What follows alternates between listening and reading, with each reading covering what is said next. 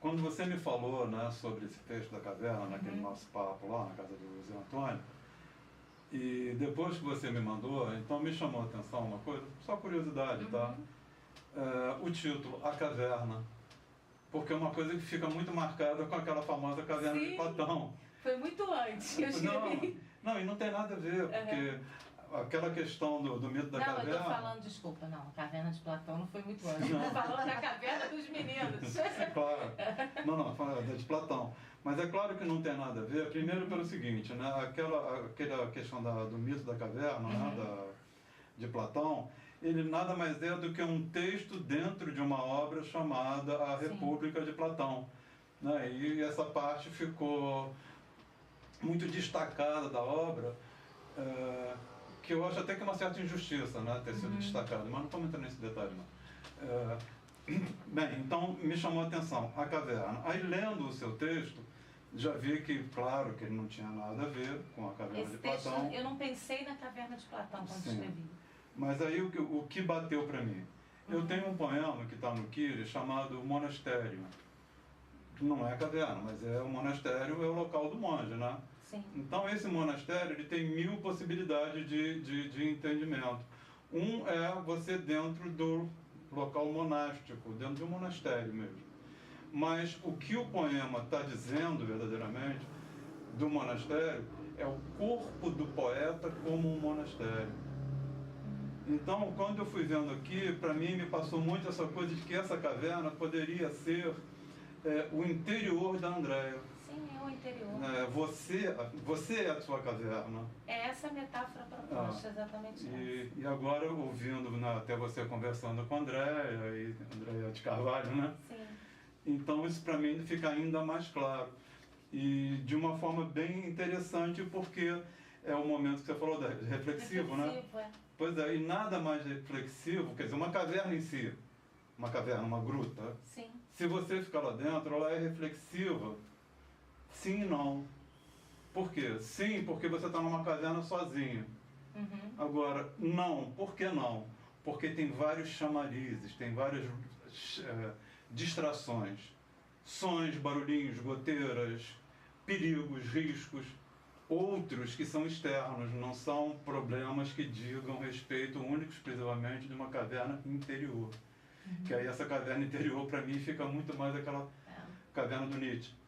Essa caverna, ela não é a caverna geológica. Essa caverna, essa caverna é uma caverna, é o próprio ser, que só interage com o próprio ser. É o silêncio do próprio ser, com tudo que ele trouxe do mundo, mas é aquele ser introspectivo. É o ser reflexivo, que já foi para o mundo e veio para ele, mas com todos esses métodos metafóricos. Agora aqui, olha só, aqui então fica definitivo isso, né? Visitar esta caverna é a tarefa mais difícil que penetrar na cavidade geológica. Sim. Então já está claro que não é aquela. Que não é aquela. Essa caverna não me distrai. E aí você continua. É o silêncio que não me distrai. A dificuldade está em ter contato com aquilo que não é trivial. Aí começa a ficar um pouco, o jogo começa a ficar um pouco mais pesadinho, né? Sim. E, não é o cotidiano.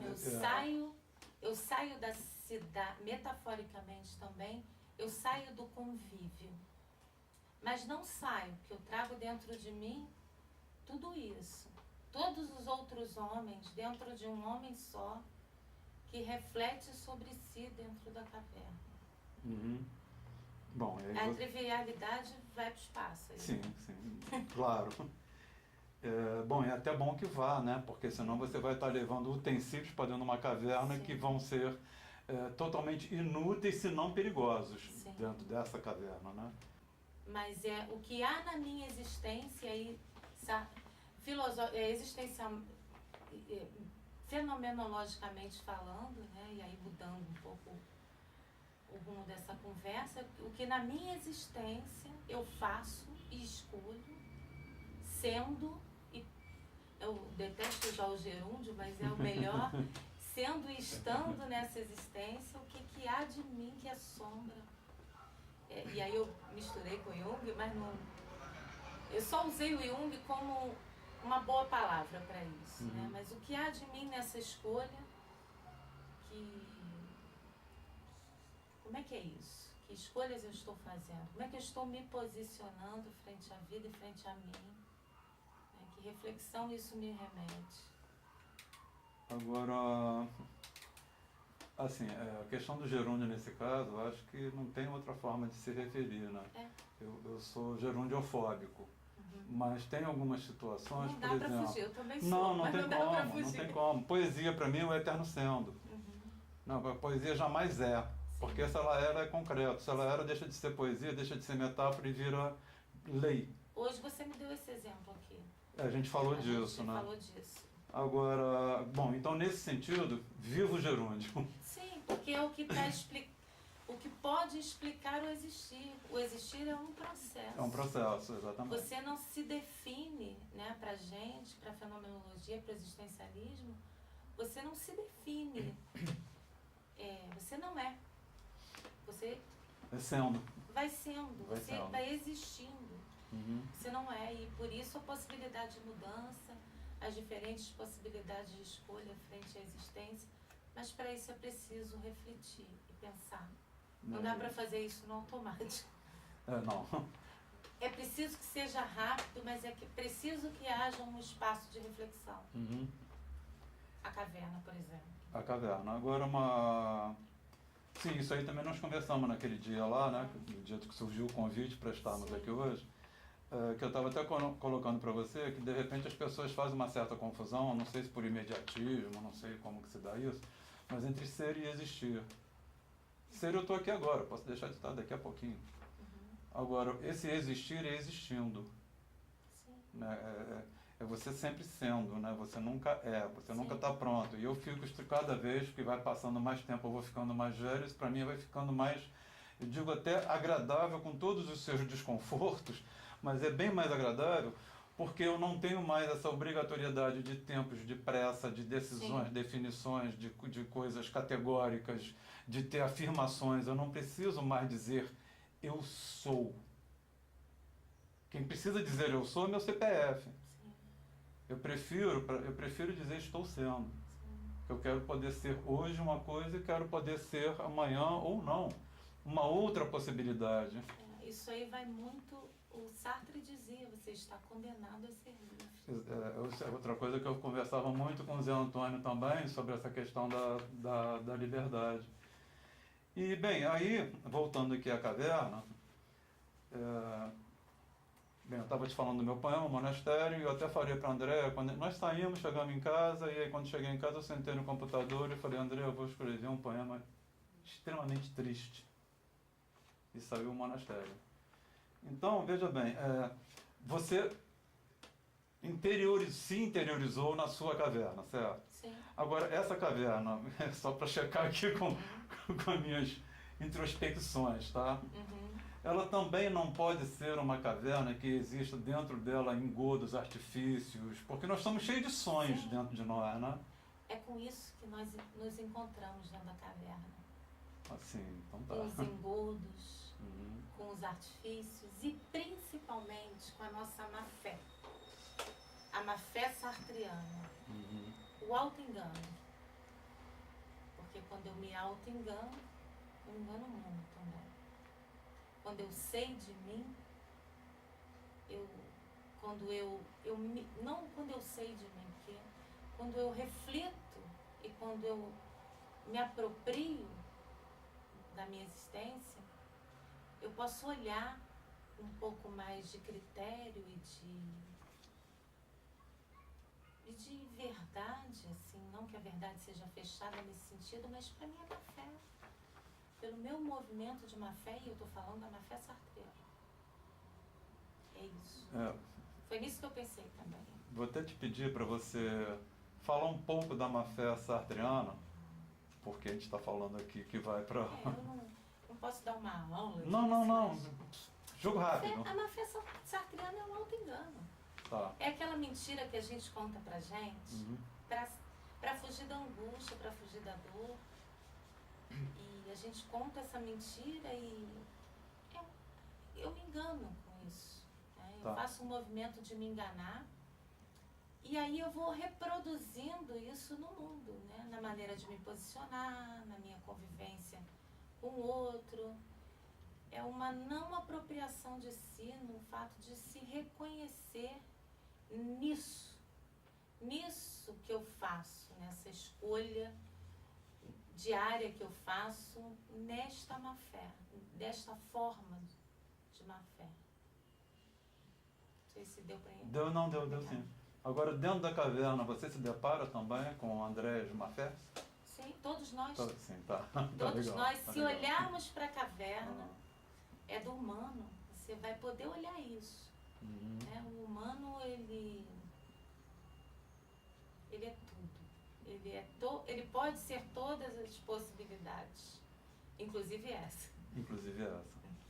E tem algo interessante aí, se pegar, pelo que você também falou do momento em que você escreveu, o quanto a solidão, o se sentir aí, né, em solidão, isso pode ser muito potente. Sim. E o quanto também isso acaba sendo, não vou dizer, não seria desvalorizado a palavra, mas o quanto isso acaba sendo quase que impossível hoje em dia, né? Onde o ritmo das pessoas, tanto o ritmo, né? O ritmo de vida mesmo, toda uma expectativa e uma exigência de estar sempre rodeado de pessoas, de estar sempre no meio de muitas pessoas, de estar sempre em constante movimento, em constante relação mesmo. Então você está o tempo todo procurando evitar estar só. Sim, e tem aquela cultura da felicidade também, né, Andréia? É a cultura de que eu preciso estar acompanhado, eu preciso estar feliz, eu preciso ter muitas pessoas ao meu redor, eu tenho obrigação, quase uma obrigação, de viver isso o tempo todo. Criar essa possibilidade de intervalo de solidão, e aí solidão tem uma conotação muito negativa hoje, né? E a solidão, ela pode não ser negativa. Hoje em dia ela tem uma conotação até mesmo quase que patológica. Patológica. Ele é muito sozinho. Já escutei muito isso de pessoas, fulano é muito sozinho. Ou está só, é como se estivesse em estado de depressão. Sim, doente. Agora, quando você está... Eu já escutei uma coisa bonita, que dizem que quando você não está sozinho, quando está em sua companhia. Né? Quando você se apropria de si, esse momento de reflexão, ele pode não ser adoecido. Quando você está apropriado disso, e esse espaço é um espaço de refazimento, de contato com você, de encontro com essas coisas de uma maneira potencialmente reflexiva e profundamente reflexiva, essa solidão pode não ser destrutiva nesse sentido. Agora, quando ela é fuga, quando ela é medo, quando ela é isolamento, ela é perigosa nesse sentido. Ela tem dois lados, nesse sentido que eu disse, dos dois lados. Agora, eu acho que aí também a gente pode pegar pelo outro lado, né?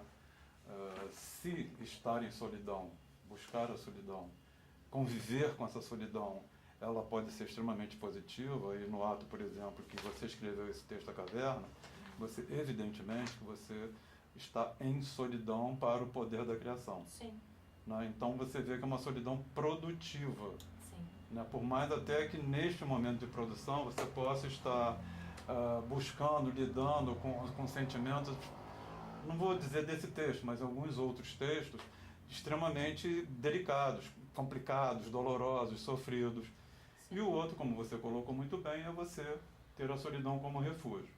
Mas eu quero pegar o outro ponto da coisa, que é o estar em multidão. Sim. né? Você pode também estar em multidão, quer dizer, eu já tive várias vezes o momento em estar em festas com um monte de gente, até pessoas amigas, pessoas camaradas, ambiente legal, mas eu estava me sentindo pessimamente mal. Sim. Porque o meu estado era um estado de só. Agora eu estava num estado de só, cercado de gente. Sim.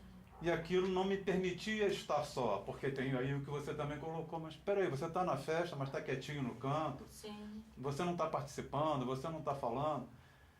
Então aquilo me fazia muito mal, né? E, bem, então essa é uma possibilidade de estar em multidão. E o outro, semelhante também, né? É você, por solidão, por medo de solidão, por não conseguir suportar a sua solidão, buscar a multidão. Sim. E aí eu acho que isso também é complicadíssimo, né? Porque encontro autodestrutivo. autodestrutivo, até porque você nunca vai estar nem só, nem acompanhado.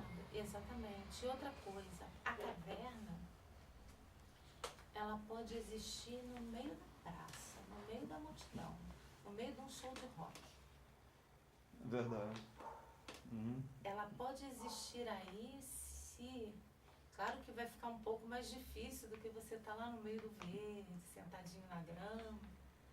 Mas quando a necessidade aparece, esse exercício é uma questão de vivência, e de necessidade, e de experiência, e de tipo, eu não aguento mais esse movimento todo, preciso criar um momento reflexivo para mim. Claro que não vai se fazer isso no meio do show de rock, mas foi só um exemplo extremo que eu dei. Sim. É possível que isso aconteça também. Há vários tipos de caverna. Por isso que no final eu escrevo assim, e aí com algum julgamento, eu defendo a boa caverna. Para mim a boa caverna é essa, é a que está de porta aberta, é a que te remete a ser reflexiva e produtiva, né? Que não é uma fuga, como disse a Andréia aqui, como colocou a Andréia, que não é uma fuga, que ela é por escolha, né? Apropriada de si, escolhida, é uma escolha apropriada, é uma escolha que você busca, essa escolha que você escolhe de fato. Isso aqui você pode cortar, não vou ler tudo, mas mas essa é a boa caverna. Tem um filme eu acho que vocês devem ter visto, chamado O Anjo Exterminador. Todos lá naquela casa, a porta está aberta e ninguém sai da casa. Eu penso que o nosso momento cotidiano, contemporâneo, está aí com todas as tecnologias, com todos os selfies, com toda a aceleração, mas a porta não está fechada. É difícil constatar que a porta está aberta, mas não se chega perto da porta hoje para poder sair, para ir lá na caverna ou para ir refletir. A porta está aberta. Se você olhar para a possibilidade de refletir, ela ainda existe. É possível que ela exista. Né? E aí nos auto-enganamos achando que as portas para esse universo reflexivo, elas estão fechadas, porque queremos mais selfies, mais imagens, mais poder, mais dinheiro. Mas ainda há esse espaço. E há essa necessidade também. Né? E a boa caverna é essa. É a caverna que eu estou lá, eu tenho consciência que existe uma porta aberta e que eu posso sair e entrar a hora que eu quiser. Porque abandonar o mundo também não é ideia, né? Não. E nem é bom. Não, também não. Não, eu acho que nem é o propósito. Nem é o propósito, exatamente. Agora, você falou do Anjo Exterminador, né, na época que eu assisti, a gente conversou muito, eu e o Zé Antônio, e algumas coisas, né, por exemplo, me perguntou aquela história lá do pessoal ter ficado preso, e eu até cheguei a comentar com o Zé que aquilo me lembrava um pouco a história a teoria do eterno retorno do Nietzsche. Em que sentido? No sentido de que eles saem de um evento, né, vão para casa, estão ali curtindo aquele evento e tal. Festa. E aquela senhora, moça lá, a mulher, né, vai tocar o piano. Então, quando ela acaba de tocar o piano, era para ter encerrado. Ela se levanta e iam sair. Sim. Só que resolveram aproveitar um pouco mais, porque foi muito bom, né? Então ela volta e começa a tocar de novo. Quando ela começa a tocar de novo, vem o eterno retorno. Aquilo fica se repetindo. É o contemporâneo. E eles não conseguem sair. Exatamente. Bem, então ali vira uma caverna. Agora... Ali vira uma caverna ilusoriamente de porta fechada. Ilusoriamente de porta fechada, perfeito. Agora, e eu quero pegar exatamente daí, porque você fala da possibilidade da reflexão. Né? Porque a porta está aberta e tem os momentos de reflexão. Você pode sair, eles poderiam sair. Sim. Tanto que, logo no início, tem uns... São garçons, sei lá, tem uns serviçais que saem. Sim. Eles saem, que só fica o maître lá, o mordomo. O maître não, o mordomo fica. E os bichos? O filme é surreal. Não, total. Você vê que o urso sai. As ovelhas não. Agora, o que eu queria chamar a atenção é o seguinte, exatamente a questão da reflexão. Eles poderiam sair e ir para o real e ter esse momento de reflexão, certo? Mas uma coisa que me chamou muita atenção também nisso é porque dentro daquela caverna, ilusoriamente trancada, porque ela estava aberta, né? Eles ali dentro, eles têm também momentos de reflexão, Sim. mas são momentos de reflexão de uma outra realidade que está somente ali dentro. Momentos de reflexão em cima da distorção do real. Exatamente. A porta está fechada e desse limite eu não saio. Exatamente. É o que acontece no contemporâneo. Porque você vê que eles refletem lá o tempo todo, mas dentro daquela realidade que para eles tornou-se uma prisão. Então tem vários, né? E chegam a sacrificar os bichos e etc, né? Só que ninguém vale consegue. Vale muito a pena ver. E ali eles estão aprisionados mesmo. Eles estão capturados. Agora, isso. E o mais forte do filme, né? É que eles saem e vão para outra. Eles saem de uma caverna e vão para outra caverna, que é a igreja, e as ovelhinhas vão atrás. Sim, o homem, ele vai entrar e sair de diferentes cavernas na vida, mas consciente de sua liberdade, ele vai encontrar-se, ele é livre, ele é livre, ele é condenado a ser livre. Mesmo numa prisão. Sim, mesmo numa prisão. Agora, há sempre uma porta, uma possibilidade. Agora, para mim, voltando à questão do filme, do que você está dizendo, que aliás o cristianismo também tem isso, Sim. Lá no apóstolo Paulo o tempo todo, né? Se você foi chamado sendo escravo, saiba que você tem a oportunidade de ser livre. Mas se você não quiser ser livre e quiser continuar sendo escravo, você pode continuar sendo escravo. Quer dizer, então ele tem toda a liberdade para ser escravo, para ser livre, e sendo escravo ele pode ser livre ainda assim, sendo livre ele pode ser escravo, porque ele vai ser escravo de Jesus e por aí fora. Exatamente. Então, mas tem uma outra questão que antes de ter essa consciência, essa possibilidade de entendimento, de reflexão, no filme, quando eles saem daquela caverna, aspas, que ele estava mais para uma cadeia, né?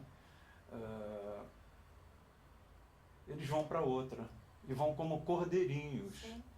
Então fica o seguinte, quando eles saem daquela e vão para outra, será que eles estão exercendo de fato um livre-arbítrio, uma liberdade, ou eles estão pura e simplesmente seguindo naquilo que já está metódico, já está delineado, marcado? São todas aquelas influências que o próprio Nietzsche diz também, né, quando ele fala da questão do niilismo, né, o filosofar com o martelo, que às vezes, e muitas das vezes para a gente, é fundamental que a gente pegue o martelo e saia quebrando conceitos, saia quebrando construções morais, porque senão nós não estamos vivendo a nossa vida.